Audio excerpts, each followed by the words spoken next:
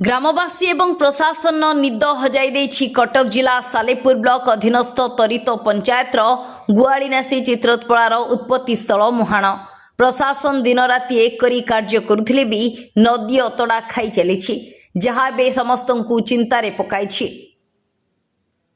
ए समय सालेपुर पूर्वतन विधायक प्रकाश चंद्र बेहेरा घटनास्थल को जाई मुहाणर स्थिति देखिबा सह जेउ भली भाबे नदी कूल खाउछि ताहा किपरि बंद हेबो कटक जिलापाल जलसंपद चीफ इंजीनियर को सह आलोचना करिथिले। स्थानीय नेतृवृंद एवं प्रशासन दूरदृष्टि अभाव पई आज गुआलीनासी मुहाण रे एभली परिस्थिति सृष्टि होईछि बोली प्रकाश करिबा सह विभागीय मंत्री सह आलोचना करी एहार स्थायी समाधान करा जिवो बोली कहिथिले। चाषी मानकटू ग्रामवासी शुणुले आप भी जानते जो भाव माटी खाऊँगी गोटे बहुत चाषी मैंने क्षयक्षति होती गोटे विपद संकुल परिस्थिति को आसीगला। ए बाबद आमर चाषी मान सागर ग्रामवासी सागर विभागीय कर्तृपक्ष और जो मैंने कार्यनिर्वाह कर आलोचना करुँ जहाँ प्रस्तुति करने कथा सब करा जाउची। जदि हुए तो आज वर्षार मात्रा नहीं एवं पानीर जो स्रोत आसूँ कमिवार संभावना अच्छी काम मैंने आज स्टार्ट करुँच जेहेतु किसी टेक्निकल असुविधा रोचे तथापि मु कहि निश्चित भाव में विभाग को से माने त्वरित पदक्षेप नियंतु एवं से नौचंती मध्य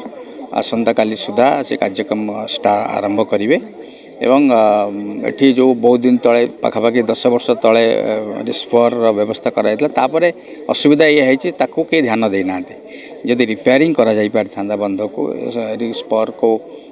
ता स्थिति को देखा जाई पारथांदा तो हुए तो ये स्थिति आसी न था से एबे तो से कथा आलोचना करिवार समय नुह किंतु निश्चित भाव विभागीय अधिकारी को मु कहबी